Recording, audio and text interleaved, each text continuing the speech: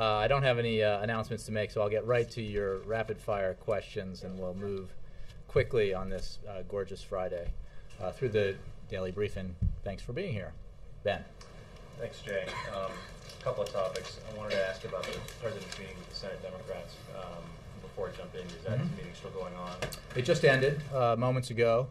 It was, I don't have a broad readout for you. It was a good meeting with Senators Reid, Durbin, and Schumer, and obviously they discussed the American Jobs Act, the plans that the Senate leadership has to move forward on that with a vote next week.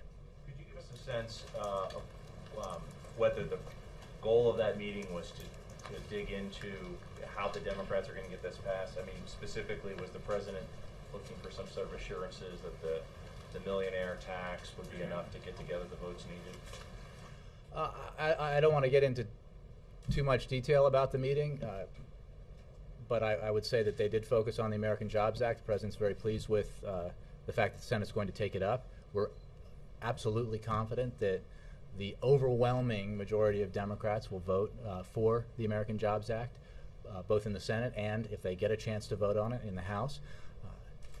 What will be surprising if this comes to pass is that so few Republicans will vote for it, in spite of the fact that everything in it, every provision within it is the kind of thing that Republicans as well as Democrats have supported in the past, and in spite of the fact that it's entirely paid for, so it will not add to the nation's deficit.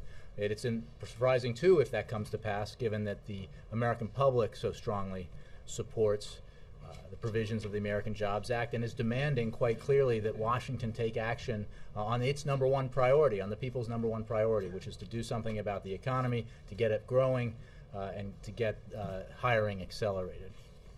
Jay, was Senator Brady here? Yeah, you didn't mention. She wasn't. She was not here. I don't think she was able to make it. Jay, one other economic question. The President said yesterday in his news conference that the Jobs Act was an insurance policy against, as he put it, a possible double-dip recession. And I wanted to follow up on that, understanding that you want passage of this bill. Is the White House genuinely concerned at this point that the economy is headed towards a double-dip recession? We do not believe that it will happen, but there is no question that the economy has slowed, growth has slowed, and job creation has slowed. Employment is still too weak, and it is, I think, obvious to everyone, virtually, that we need to take action to improve that situation.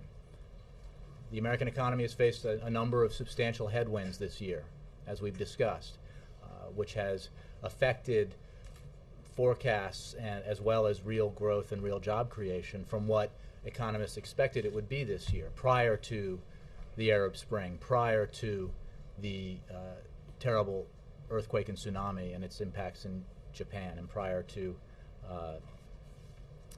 the situation in Europe, which obviously has also had an impact on the American economy. So it is simply the smart thing to do to take action that's paid for, that includes both investments to put construction workers back to work, teachers back to work, first responders back to work, and tax cuts for every American who gets a paycheck, for small businesses, tax incentives for businesses to hire veterans. All these things make eminent sense. And, as you know, outside economists have judged the package, the American Jobs Act, to be very beneficial to the economy if it were to pass.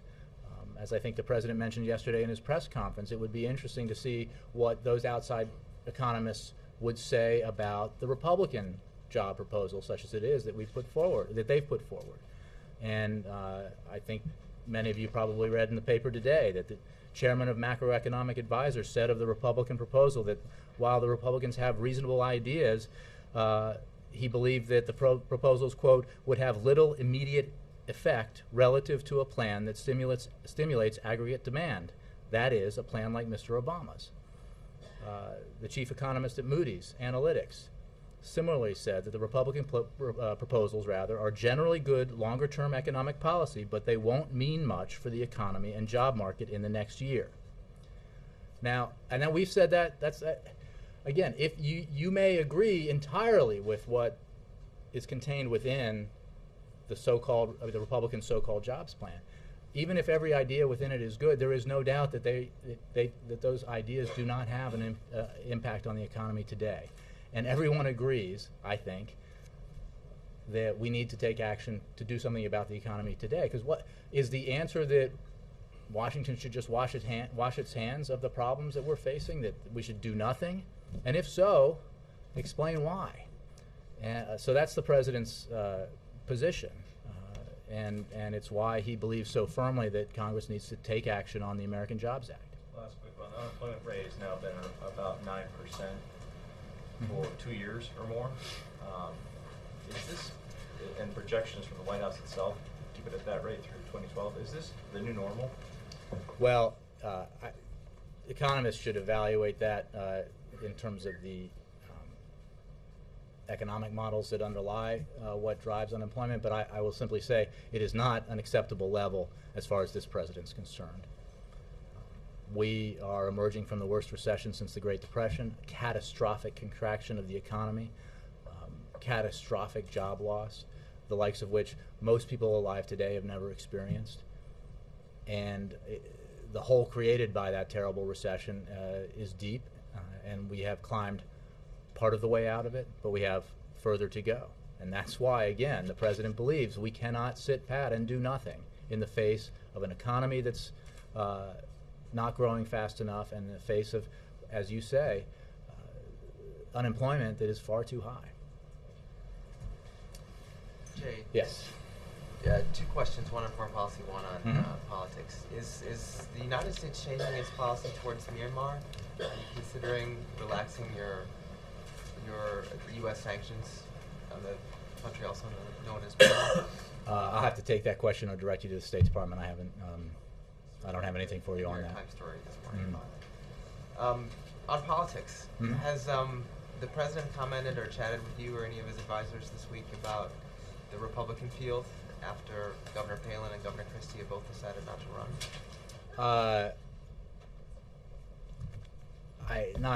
Not much. Well,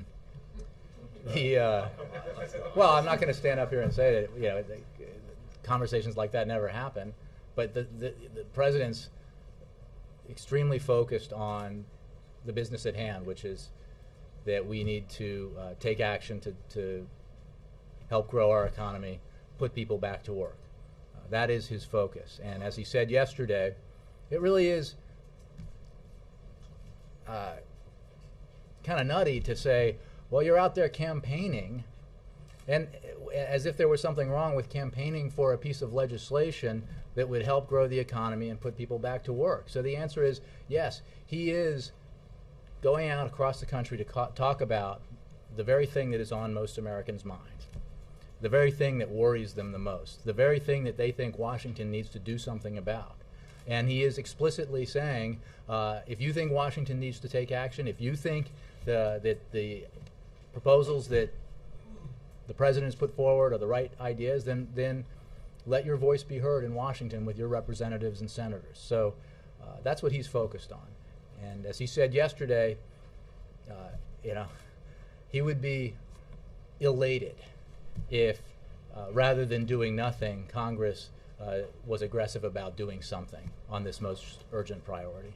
Even with that focus, which you've said before and which he's talked about yesterday, he must have an eye on the potential candidates he'll be running against next year. Look, there are people who are working on that for him. He has a campaign. He doesn't spend a lot of time thinking about it, I promise you. I spend a lot of time with him, and I know that for a fact. What we do know is that there will be a nominee from the other party chosen through its primaries and caucuses, and when that happens, then that nominee will be running against the president in the 2012 election. But that is still quite a long time off from now, and that, as we say about other things, whether it's tsunamis or the Arab Spring, what we focus here on the things that we can control. We need to take action on the things that we can control. How the primary process shakes out in the other party is not something that we spend a lot of time on or even thinking about, because it's not something that we have any particular role in. I'm going to mix it up a little bit. Yes, Voice of America. Thanks, Jay. You probably heard some of Mr. Romney's comments in foreign policy, among other things, said the president has had 3 feckless years of policy, profoundly mistaken view. I think it just jumped to the end of it. He said, eloquently justified surrender of world leadership is not leadership. So I wonder what your views on that. Also, on Afghanistan, he said he would undertake a complete review of policy, one that is enforced decisions that would be free of politics. So I wonder what the reaction is. Well, I suppose he has to say something. And the fact is that this president's record on foreign policy and national security policy is excellent. And I suppose that what might be interesting is if Mr. Romney, Governor Romney, were to debate the highest elected Republican in the land about the president's success in foreign policy. He said, and I quote, "I've been very supportive of the president's decisions in Iraq and Afghanistan. I think so far the president's done just fine. When you look at the prosecution of the war effort against the enemy in the tribal areas, there's clearly been more done under President Obama than there was under President Bush in terms of a more aggressive effort focused at them." So said John Boehner, Speaker of the House, highest elected Republican in the land. Jake, were you? Sorry. Yeah. Yeah. I wanted to ask you a question about Romney's comments as well. He specifically said, if you do not want America to be the strongest nation on earth, I am not your president. You have that president today. Without reading Again, the quote I on think Iraq and Afghanistan, if you could address the idea that this is a common theme that Republicans are making, that the president does not believe in American exceptionalism, does not believe America should be the strongest nation on earth, is ceding leadership. Again, I think, Jake, they have to say something. And it doesn't make any sense, because from the moment Barack Obama became a national figure, it was based on the idea that America is the exceptional country around the world. That was the essence of the speech that he gave at the convention in 2004 that put him into the public consciousness. It is something he repeats all the time. He ends many speeches, I believe, I hear him say often that this is the greatest country in the world. He believes that, and he lived it. He has lived it. Separately, his record on foreign policy and national security policy speaks for itself. We are stronger. We are safer. We have taken the fight to our principal enemy with a level of aggression and success that is unprecedented. We have improved our relationships around the world with our allies and our partners, and we have made great strides in engaging with the Far East, for example, with the Pacific region in a way that was neglected prior to this administration. I think we have every reason to be quite proud of the record that this president has in foreign policy and national security matters. Can I ask a question about jobs? This is another disappointing jobs report for the president. If the economy does not significantly improve by next year, can President Obama be reelected, and does he deserve to be? Well, first of all, I think that the jobs report actually was better than expected, but as we said and others have said already this morning, it is far from good enough. Below the rate of population growth. Well, no question, and that's why we need to do something about the economy and job creation. That's why the president is out there every day talking about the need to pass the American Jobs Act. And if others have better ideas or good ideas that will help the economy grow and create jobs now, as opposed to sometime in the future, then he wants to hear them, and he's eager to have conversations about it. So, haven't Boehner and Cantor requested a meeting with the president, and he hasn't responded? Look, well, the president has met with them. I mean, I think any American who has watched this president engage with members of Congress of both parties during the time that he's been in office understands well that he has made every effort to consult with, cooperate with, negotiate with Republicans in Congress, and he will continue to do that. The president has put forward a plan. Again, it was designed with the idea that it would be filled with things that have traditionally enjoyed bipartisan support. It is a plan that is paid for, so it is not an issue of contributing to our deficit. And he believes that Congress ought to act on that plan. The Republicans have put forward a plan, as you know. Elements of that plan that this president believes are completely meritorious, he has supported, and in the case of patent reform, signed into law, and looks forward, hopefully, to signing into law the free trade agreements as well as TAA in the relatively near future. Those are important things that will not have an immediate impact on jobs, but are important, and he supports them. What we haven't seen yet from the Republicans is our jobs proposals that are proposals that have an immediate impact on economic growth and jobs. The idea that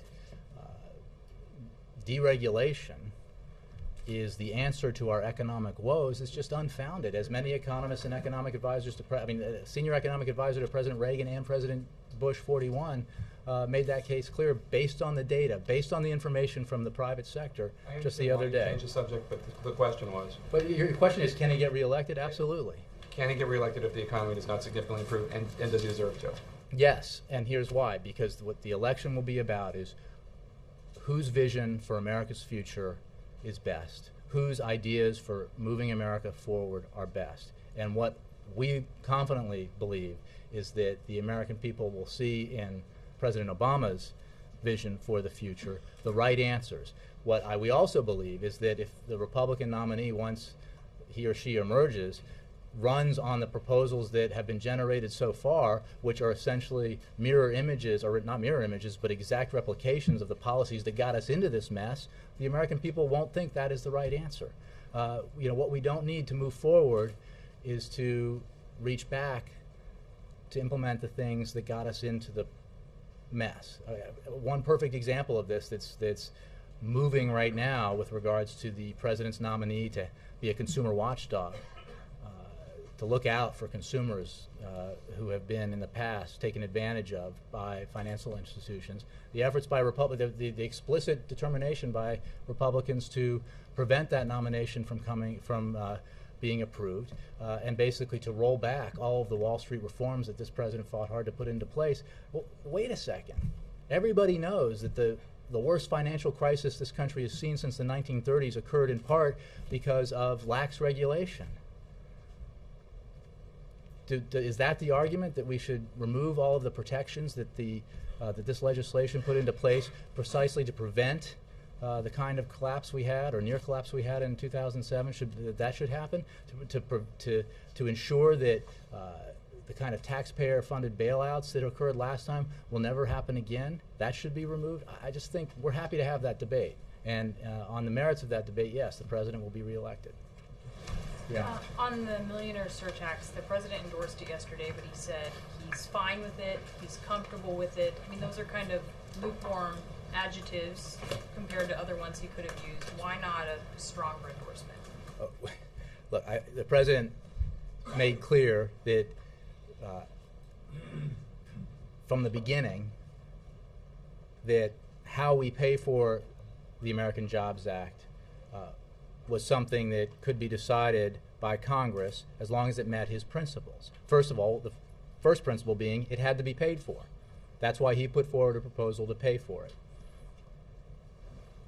The alternative that the Senate Democratic leadership has put forward is fine with us. It meets his principles, and that's essential, and it pays for all of the provisions within the American Jobs Act.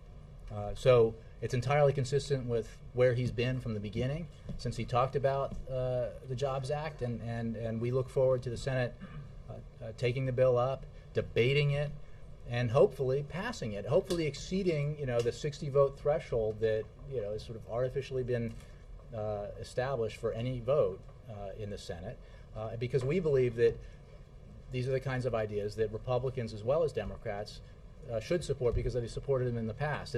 And those senators who don't will have to explain, well, wait a second, don't you have teachers who have been thrown out of work? Give me 1 second. One thing that Jake asked about the jobs report. Absolutely. Not strong enough, not good enough. And while I think for the 16th or 19th straight month we've had private sector growth, now 2.6 million private sector jobs, a reality of this jobs report, which has been true now for many, many months, is that while the private sector has been growing, the public sector has been shrinking. And once again, 34,000 jobs last month were lost in the public sector, overwhelmingly in the education area. Teachers being laid off. That's a problem. Who has a solution? The president.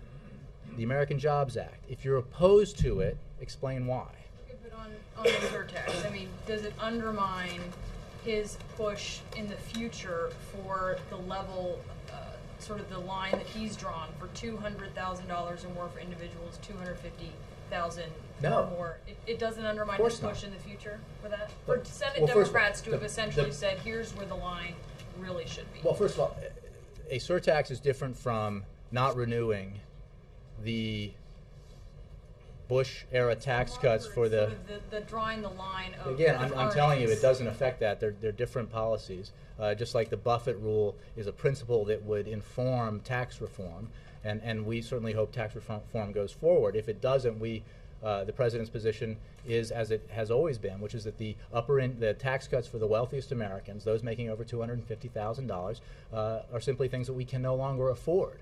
They are part of the reason why we have the tremendous deficits and debt that we have now, and they should be allowed to expire. Someone like Senator Schumer looks at family, he represents a state where money doesn't go as far as it would go in other states, if you're outside the New York metropolitan area. So if you have a family, in the New York City area, $250,000 thereabouts, I mean, does the president think that's a wealthy family? The president's position has not changed, and it also happens that the public overwhelmingly supports that position.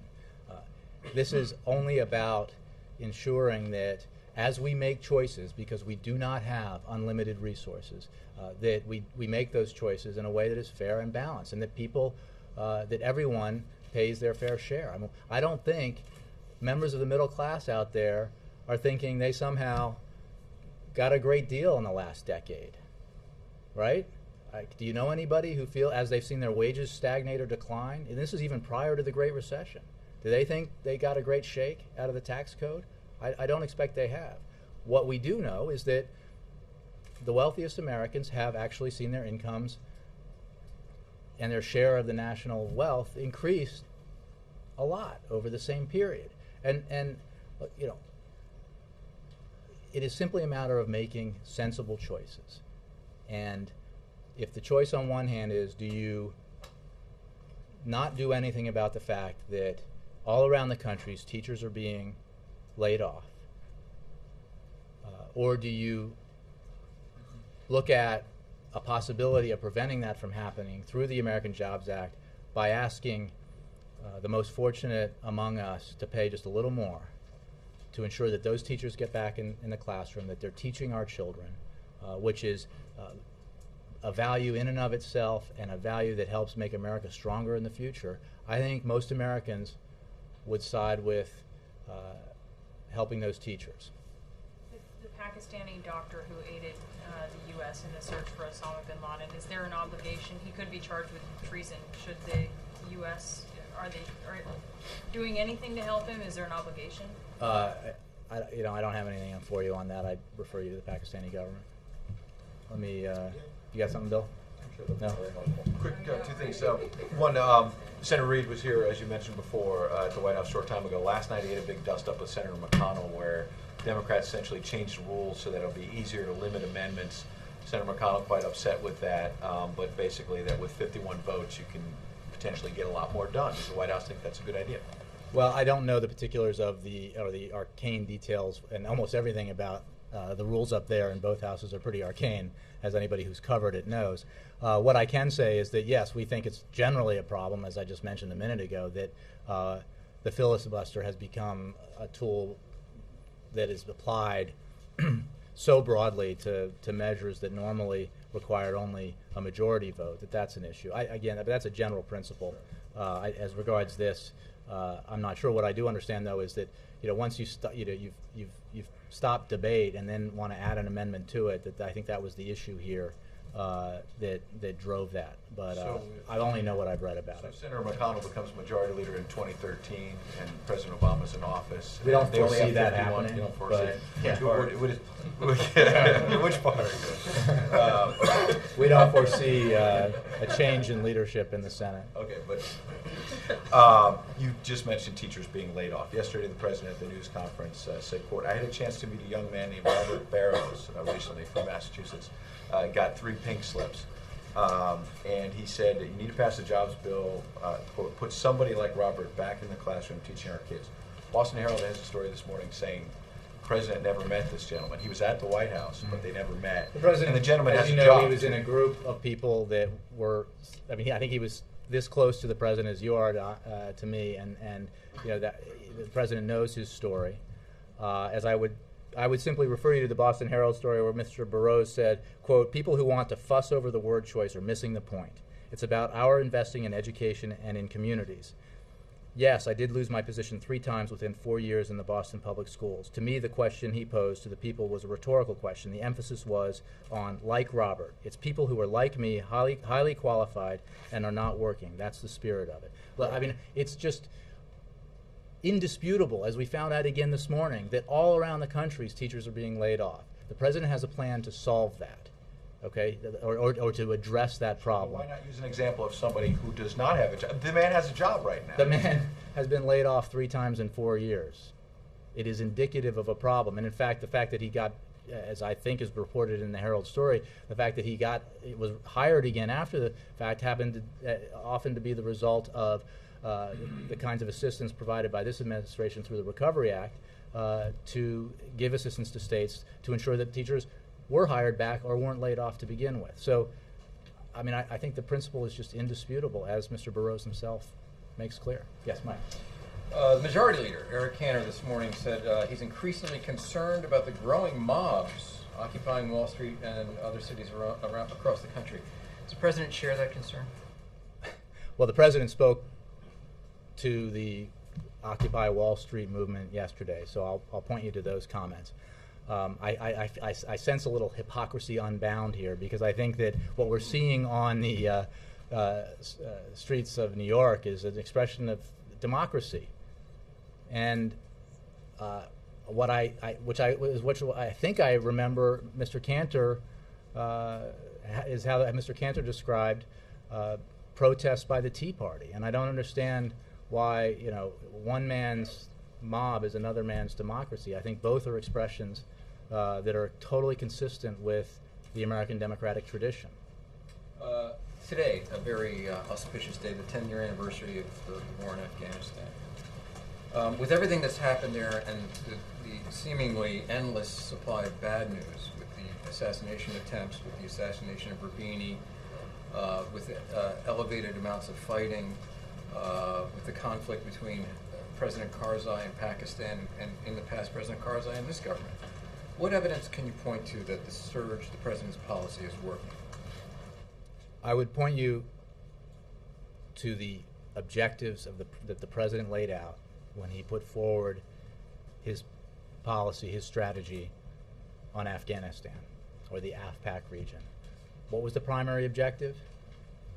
Disrupt, dismantle, and ultimately defeat al-Qaeda. By any standard, including one I just quoted, the President has had substantial success in the number one objective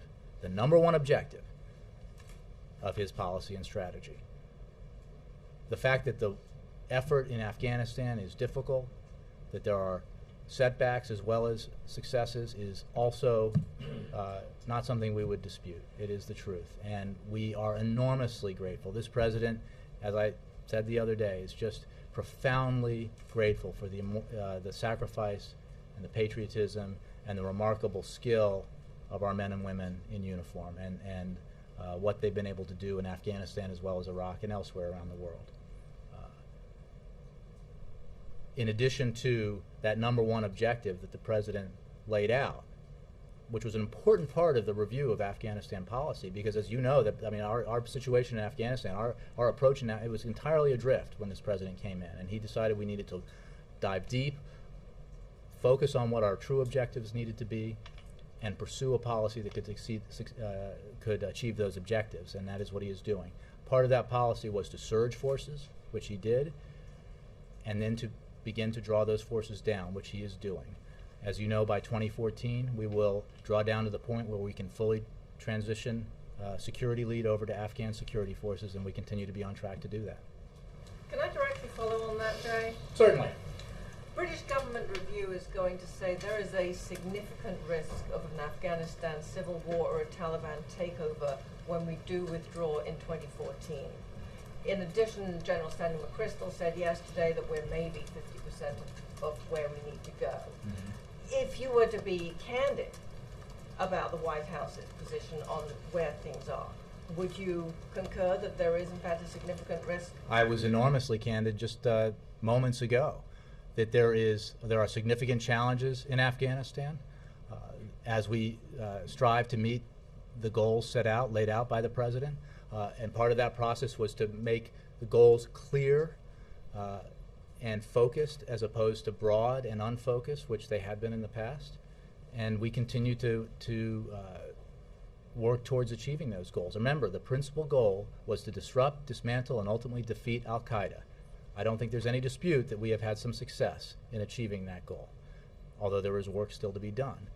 It is also to prevent the government of give the space to the Afghan government as it continues to take control, and to give us time to train up Afghan national security forces, which we are doing. And that process is continuing. And again, 2014, as you stated, it's 2011 now. 2014 is when we will hand over security lead to the Afghan national security forces. And we hope and expect to continue to make progress toward our goals as we move towards 2014. This is not easy work, and we have been absolutely candid about that fact. The Afghan government, though, is rampant with corruption, and now not talking Pakistan. So you've got some problems there also, right? If there were an absence of problems, we wouldn't, be focusing as much attention and resources on the issue. This is, you're restating. You're stating. They're totally legitimate questions, but we are acknowledging that there are challenges. But I think it's important to also acknowledge what the process this president went through in absolutely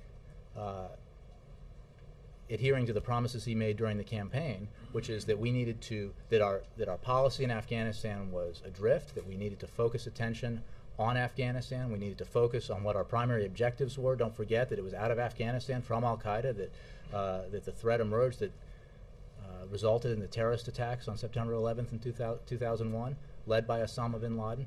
That the reorientation of our policy as we have ended the war responsibly in Iraq and focused on Afghanistan has been entirely consistent with what this president said when he was running for office back in 2007 and 2008. This is hard stuff, and it continues to be very difficult. And the extraordinary service and sacrifice of our men and women in uniform, as well as our civilians in Afghanistan, is what makes success possible. Challenges remain. There's no question about it. Not leave troops in Iraq if you can't solve the problem of immunity for our troops with the Iraqi I refer you to government? what the Secretary of Defense said on that, and we are complying with an agreement made actually by the previous administration, but honored by this one, to withdraw all of our forces by the end of this year, and we are on track to do that, as this president has been committed to doing. What is true is that regardless of the discussions that we're having now related to that issue, we will have a robust and serious relationship with Iraq, as we have with countries all around the world. And that's an important relationship that we intend to continue to focus on beyond the end of this year. Paula. President yesterday promised that he would move forward with elements of the jobs package if Congress wouldn't pass the whole thing. And I just wondered, is there any priority order that he'd like to see? Because one of the That's like saying, which one of your children do you love best? Well, you could always split it up. No, I think they're all valuable. They all do what they're designed to do, which is help the economy grow, help put people back to work, Yes, Mark. And I tried not to go there. But there are more than two options here. There are more than two elements of the proposal. So no, we don't have a priority here. We obviously want the Congress to take up, vote on, pass the entirety of the American Jobs Act. As we've said from the beginning, not just yesterday when the President gave a press conference, if Congress sends him a portion of it, and as long as it's paid for in a way that meets the President's principles, then he will sign that into law and then say, where's the rest of it?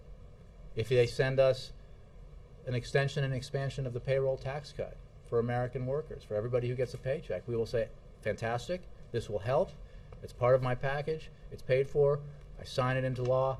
What's wrong? Where's the rest of it? Where's the provision that puts teachers back to work? Where's the provision that puts construction workers on the job, rebuilding bridges and roads and schools? Where is the provision that gives incentives to businesses to hire veterans? Going back to the question earlier, veterans returning from Iraq and Afghanistan. Funny you should mention that one though, because that of any of them is the one that there is some school of thought would have the best chance of getting through. Well, I don't know how to successfully divine the future, especially as regards what will happen in the House of Representatives. But we believe that every element of this package should have broad bipartisan support, the kinds of things that have had broad bipartisan support in the past. If you're suggesting by your question that members of Congress will be willing to allow, not renew, or at least renew, if not expand, the payroll tax cut, and therefore have 150 Americans see their taxes go up next year, I think that would be surprising. But it's been a year of surprises. Politically, it's been considered that of any of them, if you pit that and have it, well, why wouldn't people support this and have it paid for by a surcharge on the wealthy? That would be one of the ones that perhaps would, well, if not what you're saying is feasible, entirely but consistent with what politically- we've said. If pieces of it come up, we hope the Senate, we know the Senate will vote on it, we hope it will pass. We hope the House will vote on it, we hope it will pass. That is the American Jobs Act. If it does not, if the bill itself in its entirety does not pass, then we will certainly urge, as the President said yesterday, that Congress take action on tax cuts, on tax incentives, on putting teachers back to work, on putting construction workers on the job, all the elements of it, until it's entirely done. And as the President, he was asked, is he campaigning against a do-nothing Congress? He would like nothing more than to be prevented from doing that, because the Congress actually acted on the nation's most urgent priority. All the way in the back, yeah. Hi. Thanks, Jay. The President put out a statement earlier today which says that the United States is responsibly ending the Afghanistan war and Iraq war from a position of strength. And my question is, what does the United States intend to do with the stalled reconciliation process in Afghanistan from its position of strength? This goes to some of the questions I just got a few minutes ago. We have a strategy in Afghanistan. It has met with significant successes. It meets with significant challenges. One thing that we do support that is very important is an Afghan-led process of reconciliation. Ultimately, reconciliation is essential to the prospects of peace in Afghanistan, and we support that process, and we will continue to support it and believe that it's necessary. But again, going back to the answers I gave previously, there is no question that there are significant challenges in Afghanistan. There is also no question that we have had significant successes in meeting the goals that the President set out when he announced his new strategy on Afghanistan and Pakistan last year, or maybe even the year before, December. So, it's very similar to the answer I gave just a few minutes ago. Can I just follow you? Go ahead, yes. Thank you. Two questions. One is, according to many think tanks, and including the President said many times that there cannot be peace and stability in Afghanistan without cooperation from Pakistan. Now, yesterday President said there is some cooperation from Pakistan, but also at the same time, some elements from the military and the intelligence from the Pakistanis are involved against or involved with Al Qaeda. My question Well, is, he didn't say that, but or helping Al Qaeda. And my question is that he didn't say that either. But go ahead with your question. My question is the Haqqani network, which is involved with ISI, are still killing Americans in Afghanistan and also Indians, and also, of course, they are supporting Al Qaeda around the globe. Where do we go from here? Because according to a big poll in Pakistan, inside Pakistan, according to Pakistani press, number one enemy in Pakistan, according to the people of Pakistan, is not India but the United States. My question: what is President taking any steps, or is he worried about what? I think he answered the question. He actually, in great detail, a question I think from Reuters about Pakistan yesterday in his long press conference. So I don't expect I'll be able to improve on his answer, so I won't try, except to say that, as I've said all along, we have an important relationship with Pakistan. We have had enormous successes through our cooperation with Pakistan. The cooperation we have with Pakistan is extremely important in terms of our national security objectives, in terms of protecting Americans, in terms of taking the fight to Al Qaeda. And that's why we continue to work with the Pakistanis and try to build on that cooperation. We have also made clear that we have issues with Pakistan at times and that it is a complicated relationship. And I think the President addressed that very clearly and fully yesterday in his press conference. On Mark. immigration, if I can, on immigration, please. Thank you. Again, after talking so many think tanks here and going a lot of meetings and to several think tanks on immigration issues in this country, 20 to 30 million people, is any economist advising the President that it can bring billions of dollars and today by giving some kind of status to those illegals in this country, and also in the future they will pay the taxes just like anybody else in this country? Well, you know this President supports comprehensive immigration reform. He hopes in the future that we will see the kind of bipartisan support for comprehensive immigration reform that used to exist not that many years ago. Two of the leaders of the cause of comprehensive immigration reform in the Republican Party were the previous president, President George W. Bush, and the previous Republican nominee for president, Senator John McCain.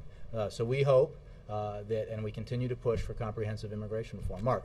Jay, does President Obama believe that the 5% surtax would bring wealthy Americans to fair share status in their taxes?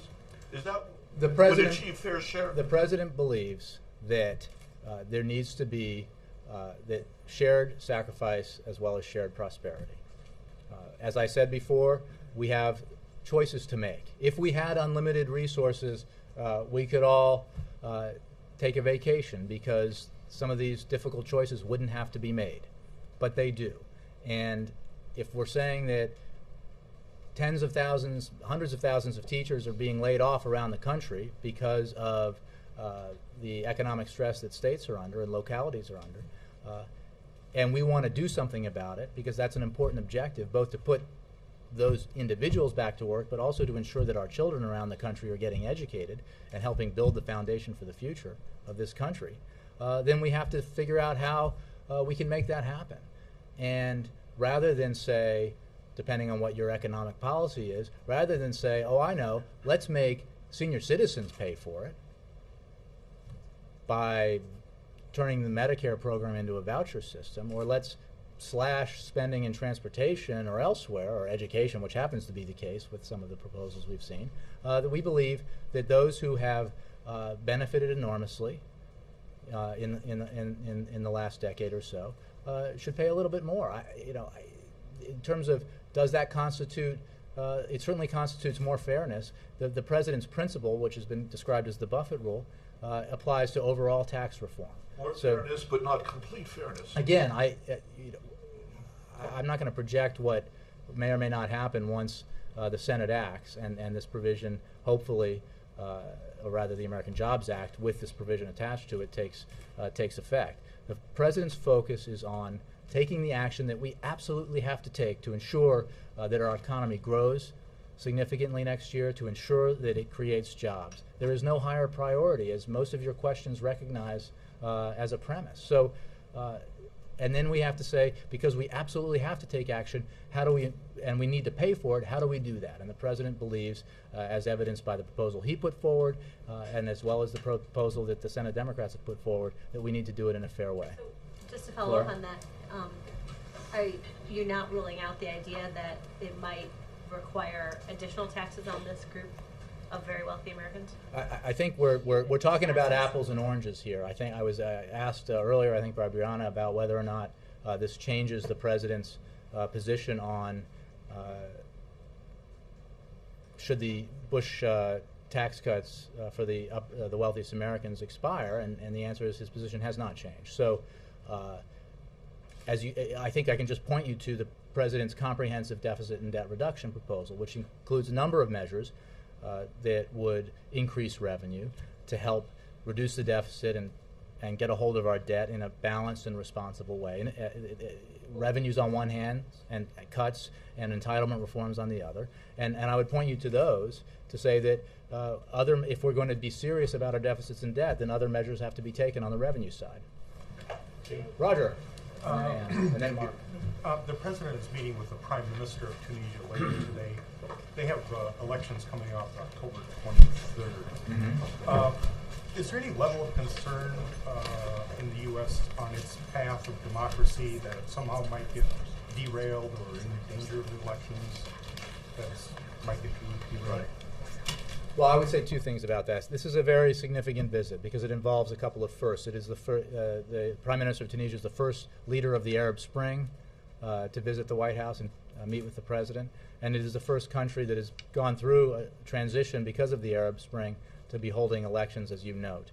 The President very much looks forward to the meeting. If you're asking me, generally speaking, in the whole region, is this process tenuous? Well, I think in general it has to be, because this is significant change.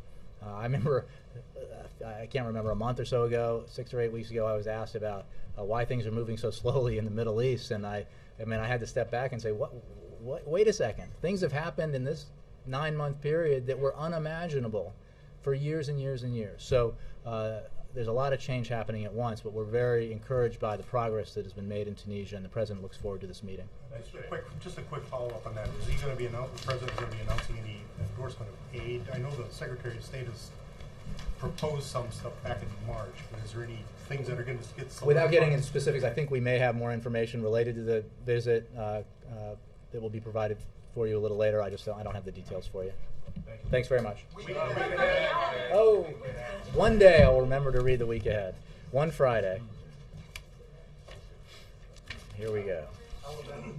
Why is the President intervening in the Alabama to prevent the enforcement of the new Alabama immigration law? You say that like yeah, come on, like I dodged the question. I haven't even been asked, Ann.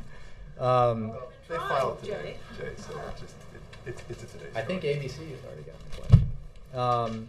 The Justice Department is reviewing the decision to determine next steps. I would refer you to the Department of Justice for questions on a specific case.